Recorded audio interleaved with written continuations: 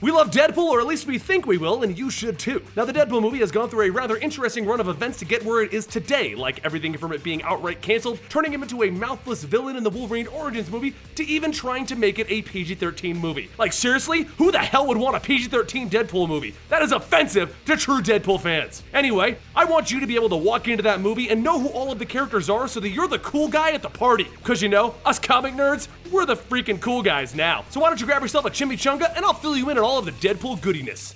Now let's start off with Deadpool himself. If you're watching this, you probably don't need much of an introduction as to who he is, but I will make this short for you. Wade Wilson is a mercenary in the comic books. He's an anti-hero who is messed up by cancer and then volunteered for a top secret project in Canada, a little project known as Weapon X, something that Wolverine was a part of. And it was there that he was given the healing factor. Now in the comic books, this is from Wolverine, and in the movie they'll probably also give it to him from Wolverine, but let's play it safe and just say he's got a healing factor. The problem is that this healing factor doesn't cure his cancer. Instead, it's kept him in a constant state of pain as it tried to cure him, but it couldn't. Due to this, he has a crazy healing factor for everything except his cancer, and he masks his pain through insane humor. We've got a lot of stuff on this guy on our Comicstorian channel, so if you want more information, we'll link a bunch of videos down below, including his origin. But let's go ahead and move on to the more obscure characters. First up is Deadpool's girlfriend, Vanessa. Now, once again in the comic books, Vanessa is a prostitute in Boston that fell in love with Wade Wilson, the mercenary. Eventually, Wade Wilson broke up with her after learning that he had cancer, and she was so torn up about it that she decided to become a mercenary of her own. I guess she liked that line of work or something. Her powers are the ability to shapeshift into anyone on a molecular level, and she ended up infiltrating the X-Force headquarters in order to kill Cable, which is when she ran into Deadpool once again. They kind of have an on-again, off-again relationship happening, but Deadpool is trying to kill her since she's technically a competing mercenary. And eventually, Deadpool would find her killed by Sabretooth. He would unknowingly save her with his blood, and then she would eventually run a chimichanga stand. Man, chimichangas pop up a lot, don't they? Now, I doubt in this movie we're gonna get the full version of this character with her shape-shifting and all, but it would make for a fun sequel.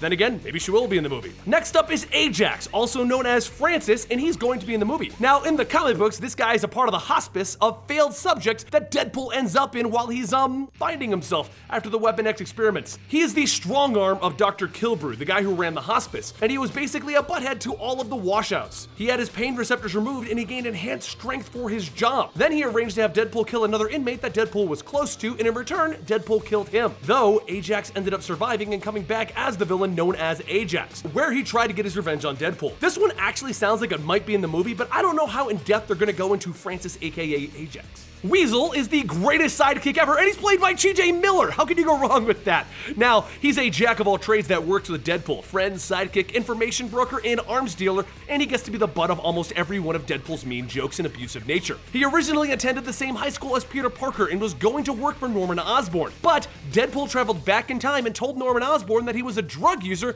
ending any potential chances he had at a good life. This led to Jack Hammer, later known as Weasel, to go to a life of crime where he became known officially as Weasel. He's one of Deadpool's best friends, if not his only best friend. Now, I really doubt we're gonna get his full backstory in the movie, but from what we've seen, he will be Deadpool's information guy at the very least. Next, we have Angel Dust, and there isn't much on her because she's one of the Morlocks and she just pretty much attacks the X-Men. She basically teams up with the Morlocks and has superhuman strength, which is increased by her adrenaline. Since there isn't that much on her, this is one of those characters that they obviously picked because they can do whatever the hell they want with her. Next up is Negasonic Teenage Warhead. Now, this is another one without much to work with. We did a short video on her whole story before, and you can find the link on that down below, but in short, she is a telepath with premonitions and nightmares of the future. She was a part of the Hellfire Club with Emma Frost and Sebastian Shaw, and she eventually died in the comic books. Another one that doesn't have that much information to work with, so I assume that they picked her because of her awesome name and lack of history. Colossus is a rather famous X-Man and is listed as the guiding voice that is supposed to lead Deadpool down a righteous path. Now, Colossus is an on-again, off-again X-Man. He normally joins up when he believes in the cause, and when things get a little hairy and he doesn't agree with it, he retreats to his life as a farmer. His history is massive, so honestly, I don't think they're going to go that much into it in the movie